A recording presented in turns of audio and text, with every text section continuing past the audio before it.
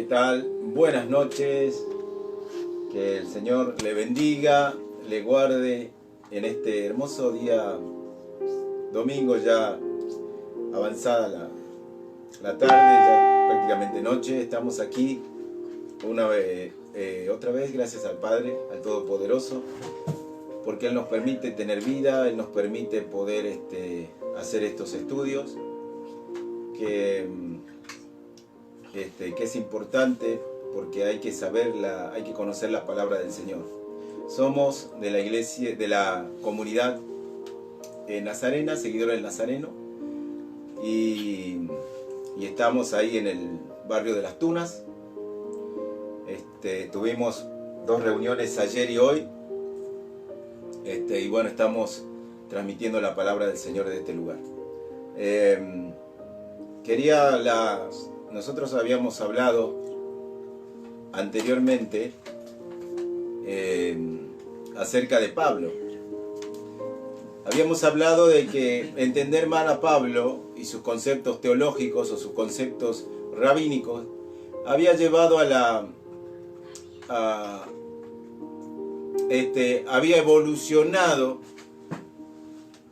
como consecuencia de estos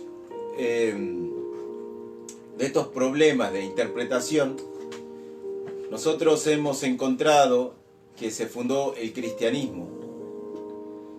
Y habíamos dicho que el primer movimiento que nosotros encontramos después de la muerte de Yeshua, de nuestro amado Mesías, es conocido como un movimiento mesiánico dentro del judaísmo. Habíamos dicho que este movimiento era una secta del judaísmo de aquella época. ¿Por qué? Porque nosotros habíamos leído que en el libro de los Hechos, en el capítulo 24, a Pablo se lo acusa de ser cabecilla de la secta de los nazarenos. Quiere decir, habíamos dicho que en el judaísmo había distintos compartimentos o distintos grupos. Habíamos dicho que estaban los saduceos, que eran los que estaban en la parte del templo, en la parte de la política de Judea en aquella época. También habíamos dicho que estaban los fariseos, que eran los que se encargaban de enseñar al pueblo la Torá y los profetas y la tradición de los ancianos. Habíamos dicho que estaban los celotes, que eran un grupo revolucionario que a través de la fuerza querían liberar a Judea de la opresión romana. Habíamos dicho también que estaban los asenios, que eran aquellos que después de la época de los macabeos, por el año 160, después que expulsaron de Antíoco Epifanio, bueno, los macabeos habían tomado el gobierno de Judea y se habían proclamado, Matatías se había proclamado sumo sacerdote. Esto no le agradó a los sacerdotes descendientes de Aarón y se fueron a formar una comunidad en Qumran, que se llamó los asenios. Ahora, ¿es importante saber todo esto? Sí, porque cuando nosotros leemos el Nuevo Testamento lo leemos desde esta pauta, lo leemos a través de estos conflictos. Leemos de saduceo, leemos de fariseo, leemos de la ley judía, leemos de la ley de los ancianos, como Yeshua en una ocasión, cuando los fariseos le dijeron: ¿por qué tu discípulo cuando come no se lava las manos conforme a la tradición de los ancianos? Y Yeshua le hace el comentario de que no es lo que contamina lo que entra por la boca, sino lo que contamina es lo que sale del corazón. Entonces, como vemos, había otra ley que después se llamó los takanot, que era la ley oral, y estaba la Torá escrita, la Torá Sheviktá y la Torá Shevial Peh, se conoce en hebreo de esta manera. ¿Por qué digo que es importante entender todo esto? Porque los conflictos de los cuales Yeshua o Jesús como la tradición cristiana le conoce, tuvo con los fariseos fue acerca de la ley oral, no de la ley escrita. Por eso nosotros vamos a encontrar, por ejemplo, en Mateo capítulo 23, cuando Yeshua se expande en un discurso muy largo en ese capítulo, hablando en contra de los fariseos. Y él dice que los escribas y los fariseos se sientan en la ley de Moisés, en la silla de Moisés. Hagan todo lo que dicen, pero no hagan conforme a sus obras. Entonces lo que le estaba diciendo es que con lo que ellos transmiten y leen de la ley de Moisés, ellos debían cumplirla. Pero lo que ellos interpretaban de la ley a veces contradecía la ley de Moisés. Entonces eso no tenían que hacer. Pero lo que leían de la ley de Moisés sí tenían que hacer. Ahora, Pablo es una figura central. Habíamos dicho que Pablo había sido un judío que había nacido en una ciudad helénica que se llamaba Tarso, que era una ciudad con un gran mercado marítimo. Tenía las montañas de Tarso que se veían atrás. Era una ciudad floreciente de helenismo. Había una gran biblioteca como la había en Alejandría y también en Atenas. Entonces era una ciudad muy importante del imperio. Pablo no es un judío nacionalista en sí, sino que él va a traer lo que se llama el mesianismo universal.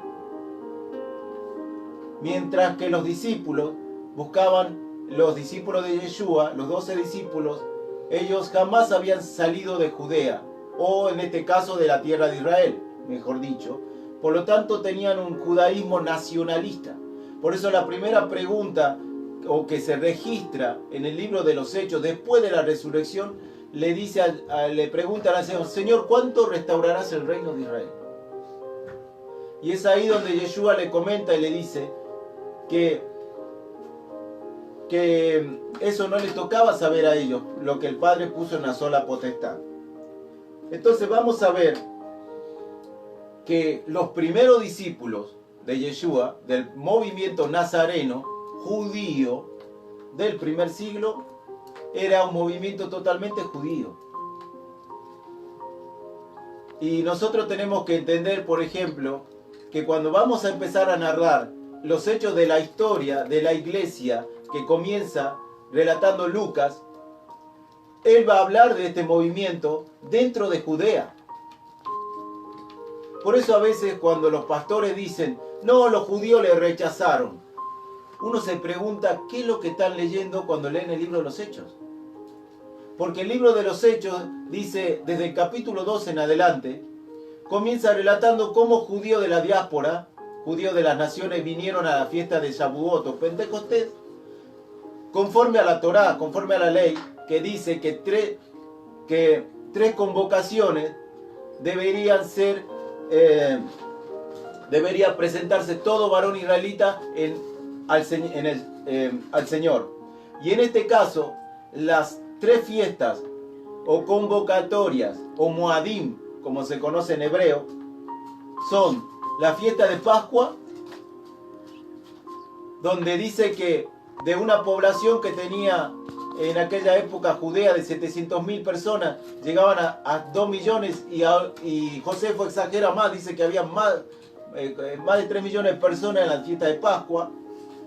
También tenemos la fiesta de Shavuot, que es la fiesta de Pentecostés, conocida Pentecostés con el nombre griego. Y tenemos también la fiesta de Tabernáculos, que es la fiesta de otoño, que es la última fiesta judía, donde venían y hacían Sukkah. Ellos tenían que celebrarla de esta manera, una semana entera. Bueno, el punto es este. Nosotros vamos a ver que los discípulos siguen la vida habitual de cualquier judío.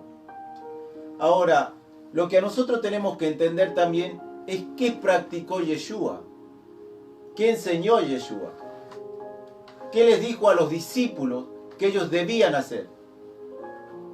Porque este también es otro problema. No solamente se ha malinterpretado a Pablo, sacándolo del contexto judío, poniéndolo como un maestro gentil, diciendo que Pablo, como dice en Filipenses capítulo 3, habla de que él tuvo por basura todo lo que para él era importante del judaísmo, de su liderazgo como fariseo y todas estas cuestiones, diciendo que ya Pablo dejó de ser judío. Esto es un error muy grande para aquellos que dicen tales cosas. Pablo jamás dejó de ser judío, y en la carta de Romanos él lo explica y dice que él es un judío de Benjamín, de la tribu de Benjamín, para más o menos tener una idea, porque la tribu de Benjamín se unió con la tribu de Judá. Cuando se dividieron los reinos, Benjamín, Leví y Judá se unieron como una tribu. Entonces Pablo podía decir que él era benjaminita, pero también judío, por esta mezcla que después se realizó. Pero Pablo defiende esto de que él es un judío que practica la religión más dura de aquella época, que era ser fariseo. Entonces, cuando nosotros leemos el Brit Hadashah, como se conoce en hebreo, el pacto renovado, cuando nosotros leemos el pacto renovado, tenemos que entender que este no es un documento gentil cristiano. Los problemas que se desarrollan tanto en los evangelios y en las cartas de Pablo no tienen que ver con un planteo netamente gentil, tiene que ver con un planteo judío, cómo adaptar esa fe judía a un pueblo gentil. En algunos casos, ¿por qué? Porque no todo era así. Entonces, yo he escuchado a muchas personas que hablan acerca de que nosotros tenemos que seguir la doctrina de Cristo. A ver, vamos a leer, por ejemplo, lo que Pablo dice acerca de seguir la doctrina de Cristo. Él dice en la primera carta a Timoteo, en el capítulo 6, dice en el versículo 3, primera de Timoteo, capítulo 6, versículo 3, dice: si alguno enseña otra cosa y no se atiende a la sana palabra de nuestro Señor Mesías y a la doctrina que es conforme a la piedad, está hinchado y nada sabe, y padece del enfermizo deseo de discusión y contienda de palabras que engendran envidias y pleito, maldicencia y malas sospechas. Porfias necias de hombres corruptos de entendimiento y privados de la verdad, que toman la piedad por ganancia. Bueno, entonces, lo que vemos acá es que Pablo está defendiendo, está diciendo que aquel que no persevera en la doctrina del Mesías. ¿Y qué predicó el Mesías? Sería nuestra pregunta, porque decimos, ¿Yeshua era cristiano? ¿Yeshua iba a una iglesia cristiana? ¿O enseñó a sus discípulos que vayan a una iglesia cristiana? Usted me dirá, no, hermano, pero eso no puede ser, porque el cristianismo vino después de la resurrección de Cristo. Pero todo lo que enseñó Yeshua, enseñó dentro del marco del judaísmo, de su tiempo. Todo lo que él habló acerca de cómo practicar, de cómo vivir la fe, tiene que ver con la ley judía. Entonces, Yeshua creó una religión, Pablo creó otra religión que el judaísmo no. Ellos vivieron dentro del marco judío y Yeshua practicó todo lo que corresponde a la ley de Moisés. Ahora, si para Yeshua la vida de él era vivir en la norma de la ley y practicar la ley, nosotros vamos a entender que lo que les transmitió a sus discípulos es precisamente eso. Cuando nosotros leemos, a ver, mucha gente desconoce lo que es el discipulado. Yo escuché algunas barbaridades de discipulado, pero bueno. ¿Qué era un discípulo? Judío, porque estamos hablando de personas judías. Estamos hablando de personas que van a dejar todo para seguir a un rabino. no van a seguir a un pastor. Yeshua, aunque tenga el título de pastor, como dice en Juan capítulo 10, yo soy el buen pastor, pero Yeshua tiene la tarea de ser un rabino que enseña la ley mosaica. Entonces, ser un discípulo de Yeshua, ser un discípulo de un rabino en aquella época, el rabino le enseñaba la Torá, la ley de Moisés. Y el discípulo tenía que repetir las enseñanzas de su rabino, porque la tradición judía era que ningún rabino escribía sus enseñanzas, porque las daba oralmente. Es decir, cuando Yeshua le enseñaba la parábola del sembrador a los discípulos, ellos tenían que repetirla y tenían que memorizarla. Por eso dicen que cuando muere Yeshua, y varios años después, se vio el peligro de perder las enseñanzas de Yeshua, porque Yeshua no escribió nada. Él no escribió su biografía, no escribió en un libro, él no escribió las máximas de Yeshua. Entonces, lo que había quedado de él era lo que los discípulos habían aprendido. Por eso Juan, en su último capítulo, él dice: las cosas que Yeshua enseñó no caberían en todos los libros del mundo, porque él se dedicó a la enseñanza. Ahora, como vemos acá, Pablo está diciendo que cualquiera que no dice, si alguno enseña otra cosa. Yo voy a tomar otra referencia, porque, a ver, cuando nosotros leemos las cartas de Pablo o las cartas de los apóstoles, pareciera que los apóstoles son personas que viven en el siglo XX o XXI en este caso, que son personas que entienden la religión cristiana como nosotros la entendemos hoy. Pero los que leen la Biblia no tienen en cuenta que los que escribieron las cartas son judíos. Ellos amaban su fe, amaban ellos decían día y noche: Shema Israel, Adonai Eloheinu, Adonai Echad. Es decir, oye Israel, el Señor nuestro Dios, el Señor uno es. Pablo también en 1 Corintios 8 dice: porque hay un solo Dios, el Padre.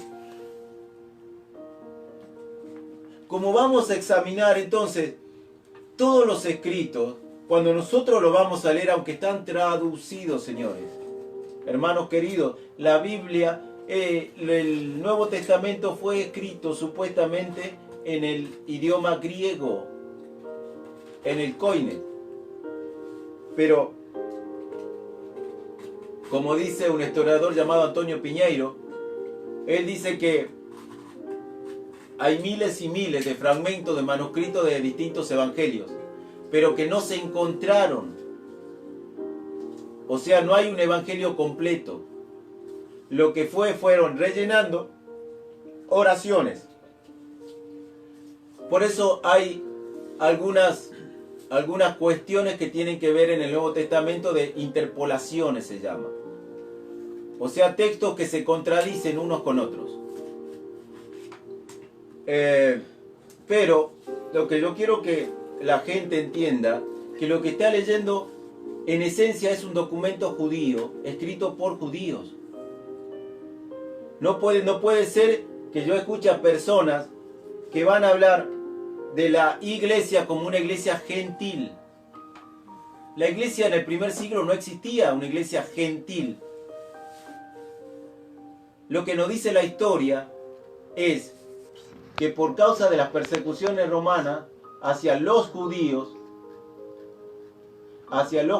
en el Imperio Romano, dice que el primer obispo que gobernó una iglesia en Jerusalén fue un gentil, pero en el segundo siglo, después de que Adriano, después de ganar la batalla del 131 al 135, donde murieron muchísimos judíos, y Adriano echó a los judíos de Jerusalén y trajo gente romana, gente de otras naciones a Jerusalén. se puso en una comunidad, el primer gentil a gobernar una comunidad dentro de Judea. Quiere decir que desde la época de los emisarios, de la época de Pablo, de la época de Jesús, de Yeshua, o de los apóstoles en sí, hasta esta época, todos los gobernantes de la comunidad judío-cristiana eran judíos. Y la mayoría eran descendientes de Yeshua. Como por ejemplo Jacobo, el que nosotros conocemos como Santiago. Él era hermano del Señor. Y así le fueron sucediendo distintos parientes de Yeshua en el gobierno de la iglesia de Jerusalén. Pero esto es desconocido para los cristianos. Ahora, lo que a nosotros nos importa, hermano, es que usted tiene que entender que la Biblia no es un proyecto gentil. Los gentiles no inventaron el mesianismo de Yeshua. O sea, el Mesías nace dentro de un concepto judío. No nace dentro de un concepto gentil. ¿Quién esperaban al Mesías en el siglo I? ¿Los gentiles o los judíos? Es como yo escuché decir a uno que estaba enseñando, decir, cuando nosotros agarramos y nos hacemos el planteo, ¿quién estuvo primero? ¿Los judíos o los cristianos? ¿Quién estuvo primero?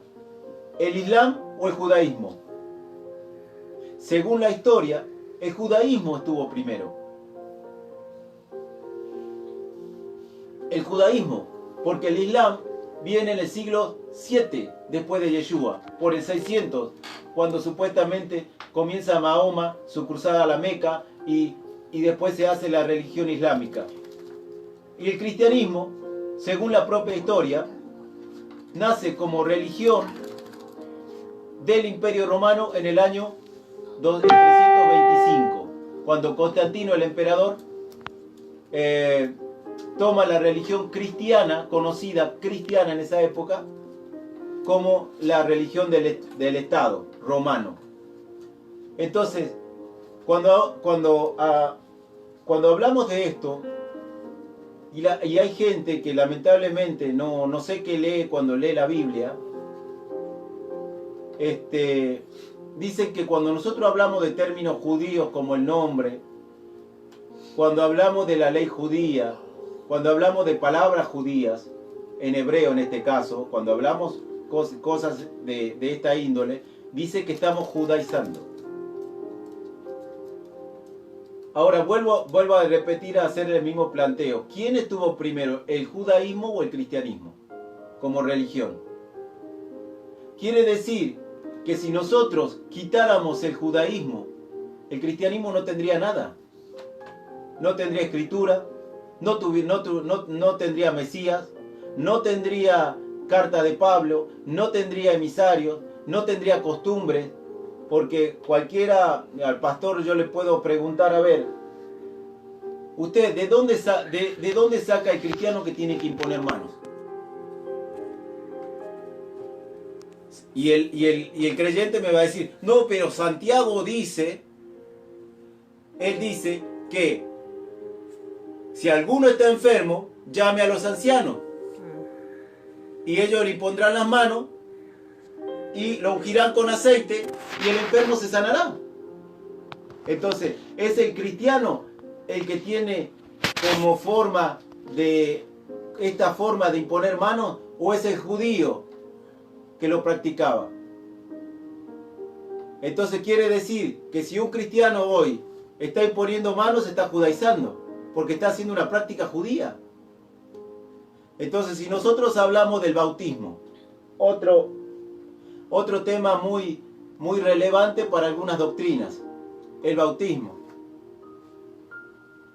Ahora, ¿el bautismo es una práctica judía o es una práctica cristiana? ¿Qué me dice usted que me está viendo allí o me va a ver en algún momento? ¿Quién fue primero? ¿Quién empezaron? ¿Eran los cristianos los que bautizaban en el río Jordán o era un judío?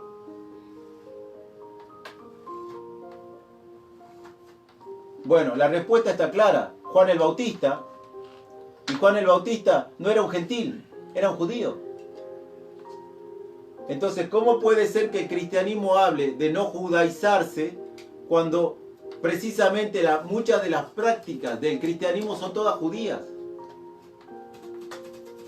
Por eso a veces cuando se escucha predicadores que comienzan a decir, por ejemplo, vamos a leer Segunda de Juan. Los que estudian dicen que Juan podría haber sido un levita. Pero Juan dice, a causa de la verdad que está en nosotros. Estoy leyendo Segunda de Juan 1. Donde agarra y dice, la causa, dice, bueno, lo voy a leer del 1:1. El anciano, a la señora elegida y a sus hijos, a quienes amo sinceramente, y no solo yo, sino también todos los que han conocido la verdad.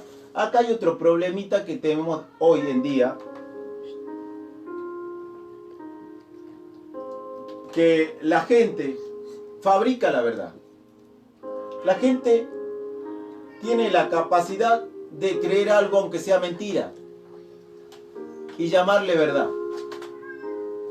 Porque aparentemente hay una percepción de la verdad de acuerdo al individuo. O sea, yo creo que esto es verdad.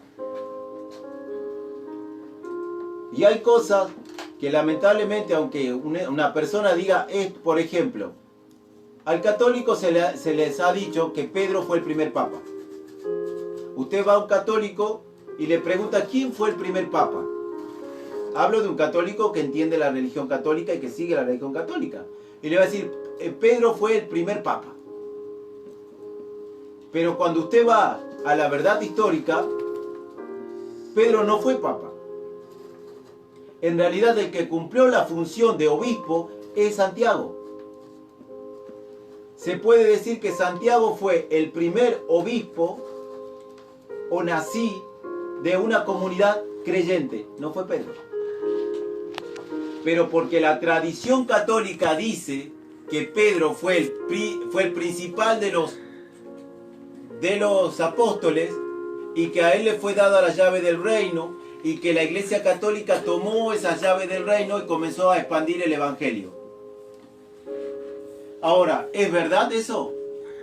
No. Escrituralmente no es verdad. Entonces, cualquier persona que lea y entienda y comprenda que la verdad se tiene que sustentar a través de los hechos. Ahora, para un judío, ¿qué era la verdad? Es lo que a nosotros nos tiene que interesar. Nosotros tenemos que entender que la verdad para un judío era la Torá de Elohim.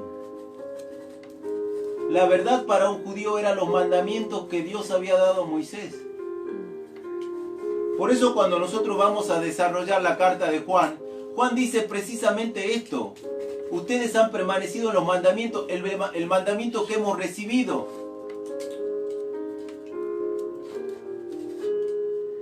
No es que le doy un mandamiento nuevo, dice Juan, sino el mandamiento que ya hemos recibido. ¿Cuál es el mandamiento que hemos recibido? La verdad de Dios. ¿Cuál es la verdad de Dios? La Torá.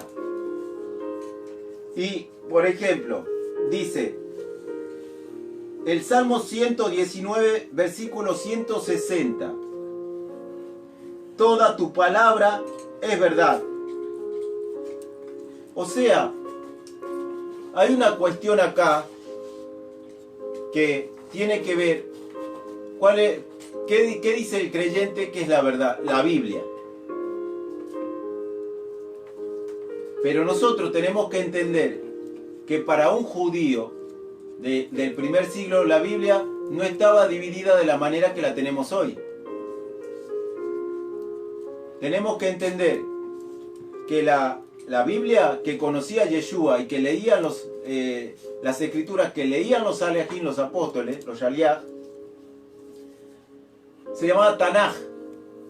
Y Tanaj tenía que ver con Torah, con Nebim y con Ketubim. ¿Qué quiere decir? Torah, los 5 libros de Moisés, que era Génesis, Éxodo, Levítico, Número y Deuteronomio, tenía que ver con los profetas, que eran Nebim, profetas, y tenía que ver con los escritos.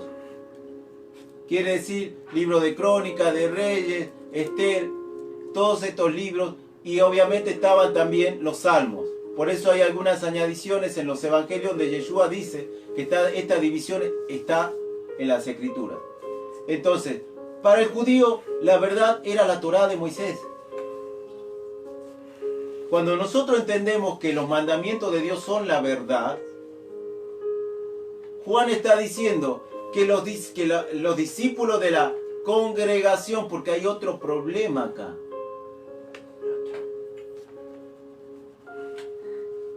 Cuando nosotros tomamos una palabra y cargamos una doctrina de esa palabra.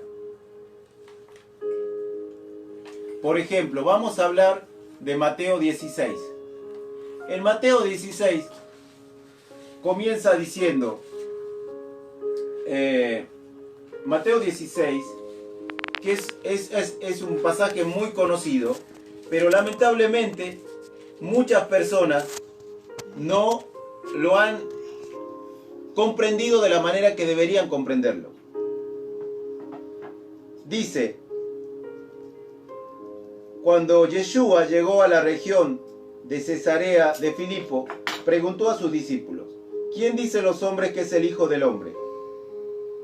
Estoy leyendo en el versículo 16-13 de Mateo, porque no quiero, digamos, que digan que estoy inventando, que está en su Biblia, lo pueden leer. Dice, ellos respondieron, uno es Juan el Bautista, otro es Elías, otro Jeremías o alguno de los profetas. Y él preguntó, ¿y vosotros quién decís que soy? Respondió Simón Pedro, tú eres el Mesías, el Hijo del Dios viviente. Entonces Yeshua le dijo, dichoso eres Simón, hijo de Jonás, porque no te lo reveló carne ni sangre, sino mi Padre que está en los cielos. Pregunta. La revelación que supuestamente el primero principal de los apóstoles recibió, ¿de quién fue esa revelación? Porque Yeshua dice que el Padre le reveló de los cielos. Ahora, vamos a ver que después le dice, también te digo que tú eres Pedro, y sobre esta roca edificaré mi iglesia. Ahora, tenemos que analizar esto muy detalladamente. Decimos que una de las controversias que hubo dentro de la misión de Yeshua, de la predicación, es lo que se decía de él. Hay un pasaje, por ejemplo, muy conocido del mesianismo, que tiene que ver con el Deuteronomio capítulo 18, 15, donde Moisés dice, a un profeta como yo levantará el Señor de entre tus hermanos. A él deben escuchar. Porque cualquiera que no escucha a ese profeta, yo, el Señor, le pediré cuenta en aquel día.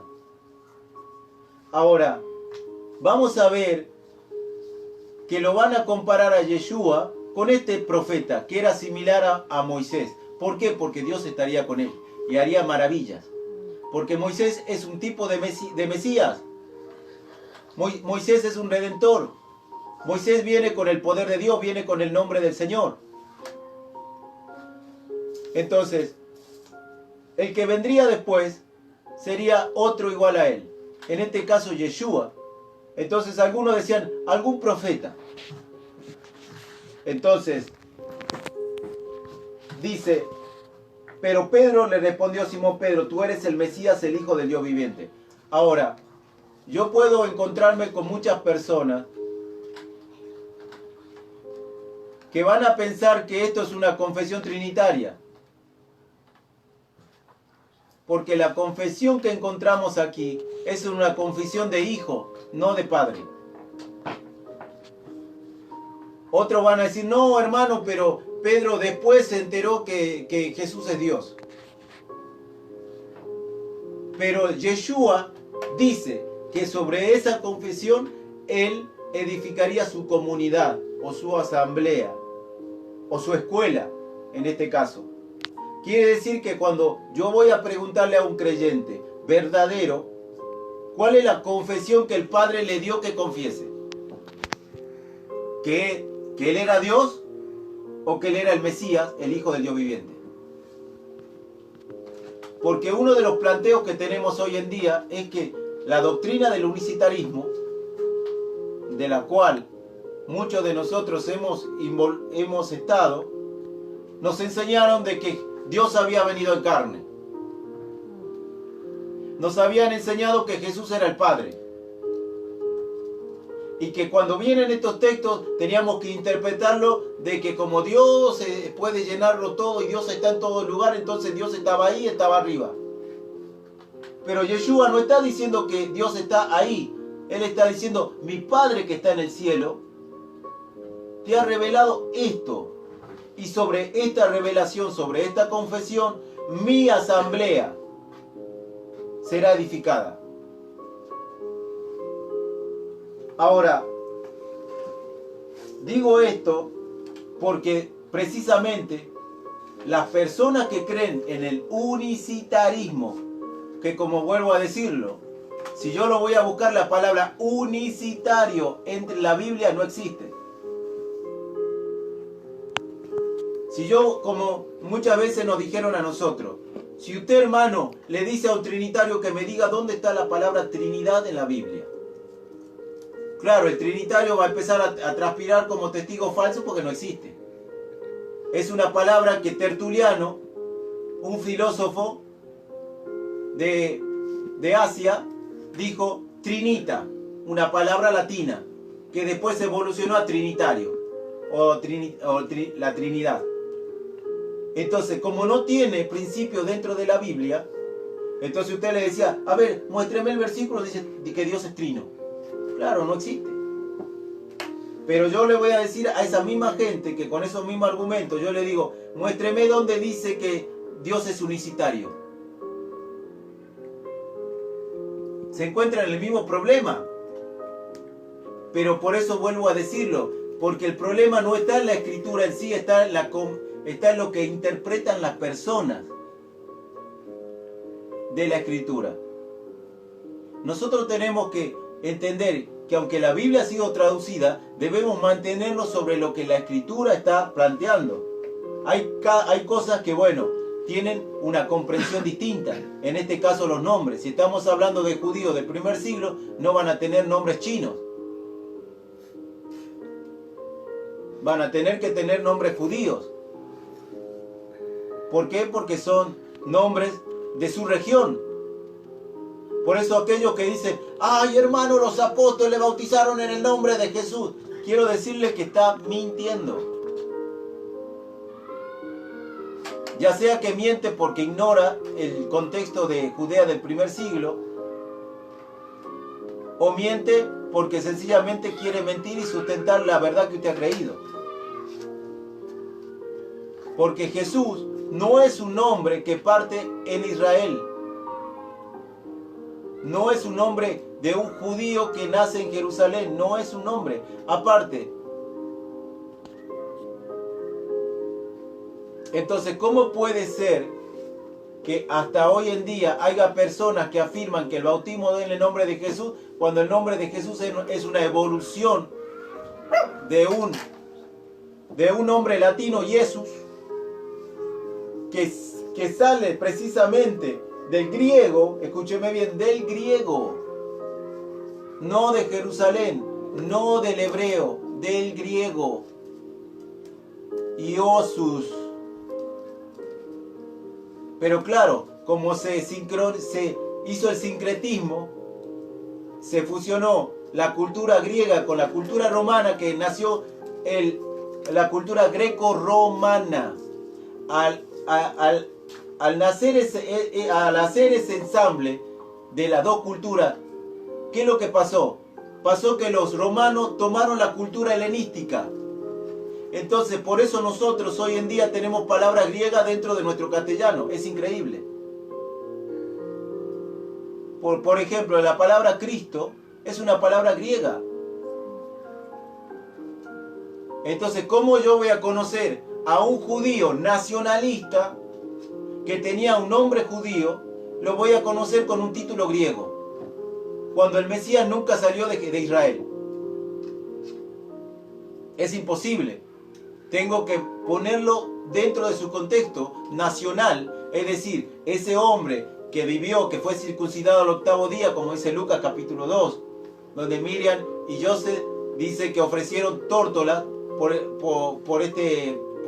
para presentar al niño, como dice la ley de Moisés. Que él a los 12 años, según dice, cuando fue al templo estuvo enseñando a los ancianos. Eso es un comienzo de Bamidbar. Cuando él ya un niño judío, a esa edad, se recibe como un adulto para guardar la ley de Moisés, con sus responsabilidades. Entonces vamos a ver que la vida de Yeshua es una vida de un judío, no de un cristiano. Entonces, decimos esto. Entonces, cuando nosotros estamos hablando de Juan, estamos hablando de un discípulo judío. Y quiero tomar como referencia también este texto. ¿Por qué?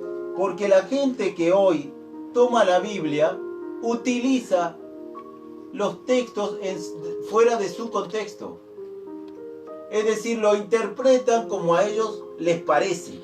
Y lo usan de acuerdo a como a ellos les parece. O algunos utilizan la fórmula mágica del Espíritu Santo. Ahora vamos a leer Juan, el último de los discípulos, supuestamente que murió en una de las persecuciones.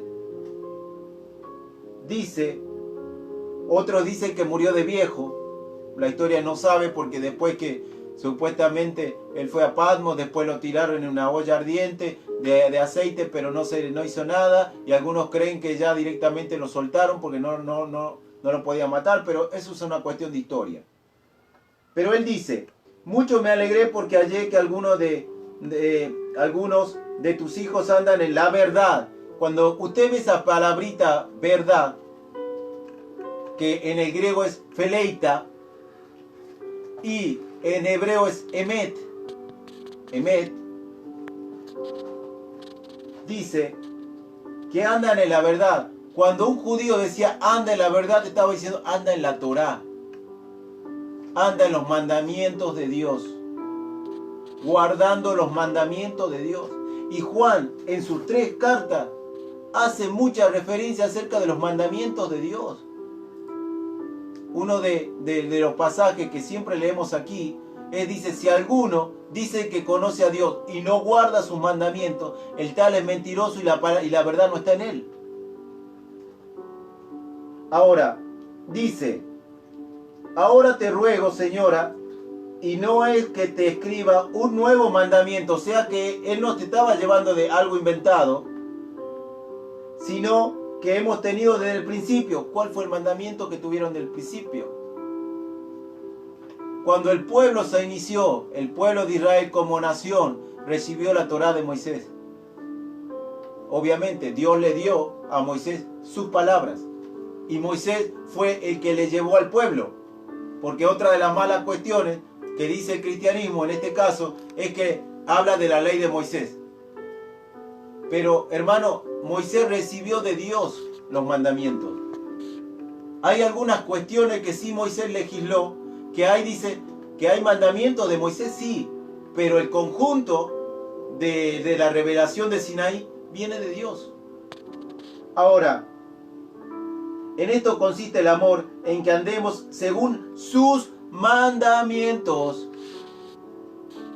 ¿Cómo puede ser que yo hoy encuentre a cristianos, a maestros de la Biblia, como dicen, yo me la rebusco, porque no tienen una comprensión correcta de los textos, rebuscándosela? Yo lamentablemente cuando escucho cosas así me agarro la cabeza, porque si yo me voy a rebuscar en un trabajo donde necesito conocer bien el trabajo, me van a echar a patada.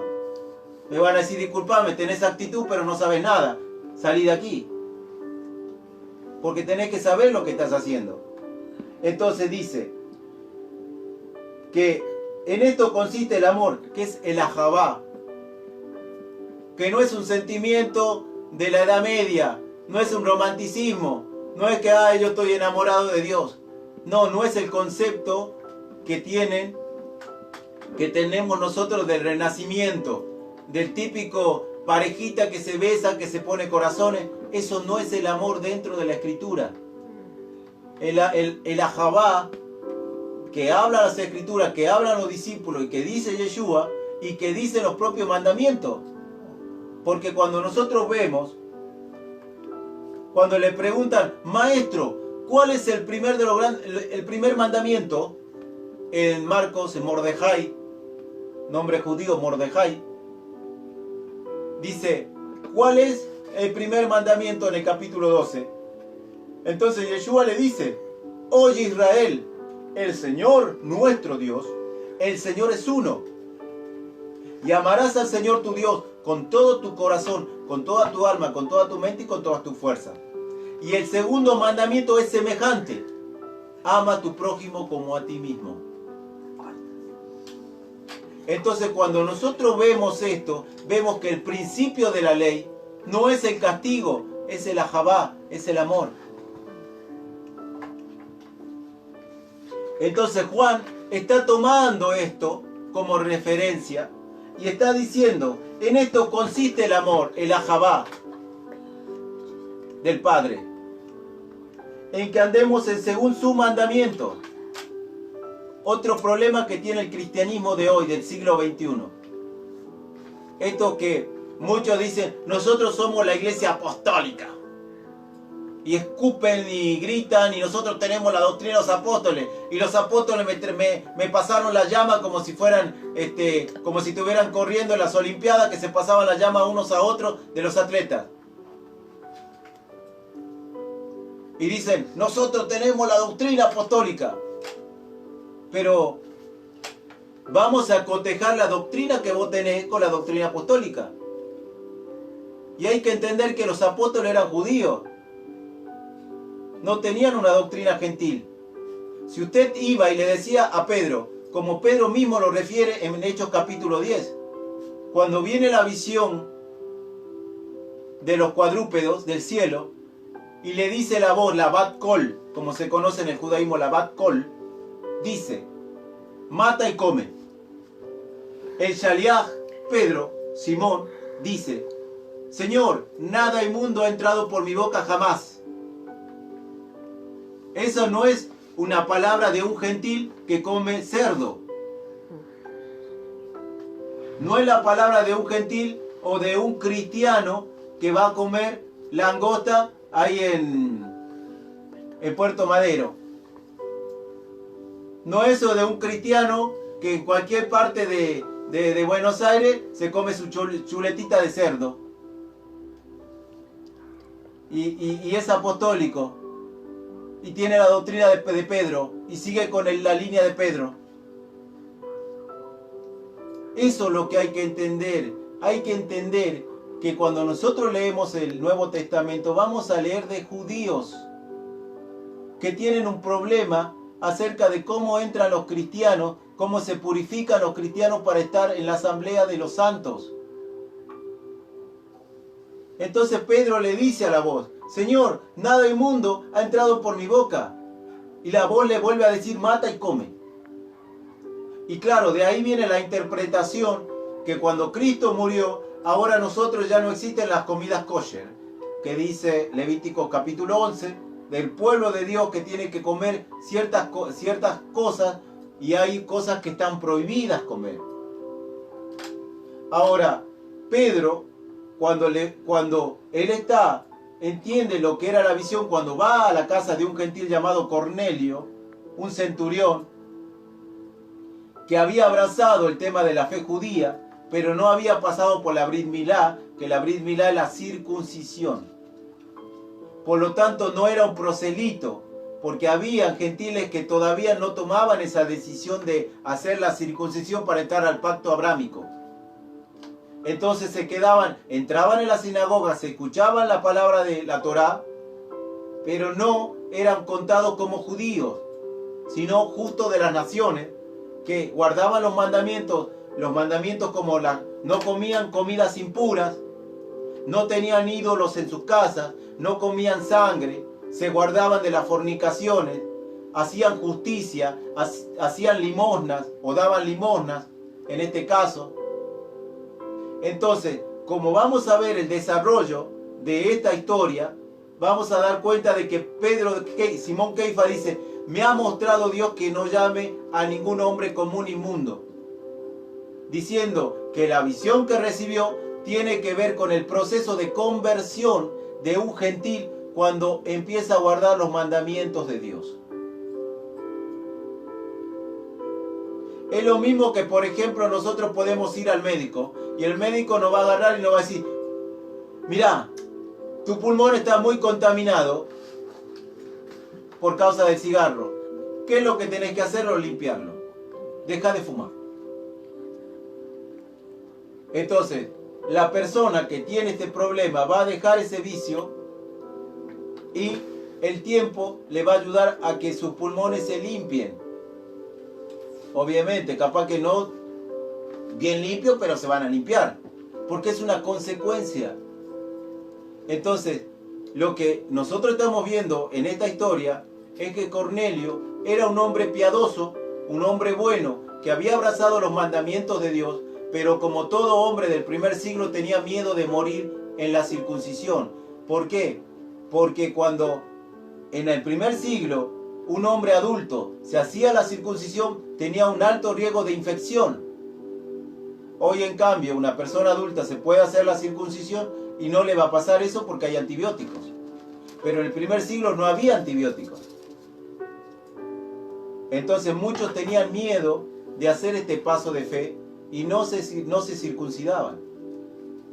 Pero ¿por qué digo todo esto? Porque el texto habla de todo esto. No es un invento mío. No es que yo a usted le estoy hablando bufonadas, le estoy hablando cosas inventadas mías. Como dice un maestro llamado Rico Cortés: verifíquenlo todo, no me crean a mí. Porque hay forma de investigar. Y este es el planteo que nosotros tenemos hoy. Tenemos una iglesia que se autoproclama como la Iglesia Católica. Desde el 325 se proclama como la salvadora del mundo, que lleva el mensaje de Cristo a través de los papas, que son los vicarios de Cristo, y a través de toda la doctrina de los santos y de la Virgen María y todo lo demás, que es la Santa Iglesia pura católica. Ahora tenemos una iglesia evangélica que también dice que es la Santa Iglesia que Dios fundó. Que si vos no entrás o no seguís con su misma doctrina, entonces estás en el infierno. Pero lo que tenemos que entender es que una persona puede decir que tiene el mensaje apostólico, pero otra cosa es que viva el mensaje apostólico. Que entienda como Pablo entendía cuando escribía las cartas a los Gálatas. Que entienda cómo Yeshua quería que los hombres vivan.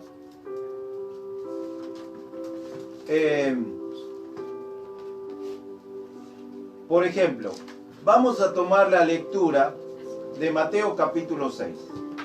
Mateo capítulo 6, Yeshua, después de hablar del Sermón del Monte, del capítulo 5, donde habla de lo que nosotros conocemos como bienaventuranza, pero tiene una connotación la palabra bienaventuranza de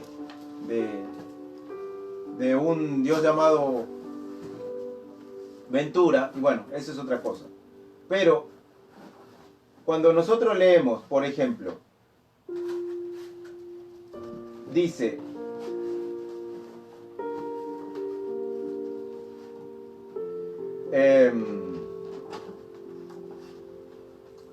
cuando él agarra y él hace mención, decir, vosotros no seáis como los gentiles. Por ejemplo, en la oración, Mateo capítulo 6, versículo 7. Al orar, no usen vanas repeticiones como los gentiles, que piensan que por su palabrería serán oídos. No seáis como ellos, porque vuestro Padre sabe qué cosas necesitáis antes de la que pidáis. Entonces, ¿qué quiere decir? Que Yeshua está diciendo a sus discípulos judíos, le está diciendo a sus discípulos judíos que no copien las actitudes de los gentiles.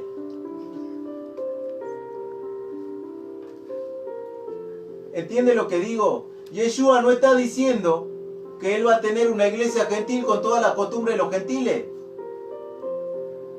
Yeshua le dice a sus discípulos que no piensen como los gentiles. En este caso, lo que pasa es que en la tierra de Israel había muchas partes, como Samaria, por ejemplo, donde habían muchos gentiles y tenían costumbres paganas. Entonces, Yeshua no tenía una buena impresión de cómo el gentil vivía. Y ahora encontramos que precisamente la iglesia que se autodenomina la esposa o la que va a ir al cielo es gentil, con prácticas gentiles. Y le puedo enumerar después cuando hagamos un receso, así cortamos porque una hora nomás nos permiten transmitir. Vamos a ver qué prácticas tiene un gentil que no son de la Biblia. Y estas prácticas son las que el Señor no le dice a sus discípulos, ustedes no hagan estas cosas. Así que, bueno, vamos a cortar un minutito y vamos a seguir con la enseñanza después.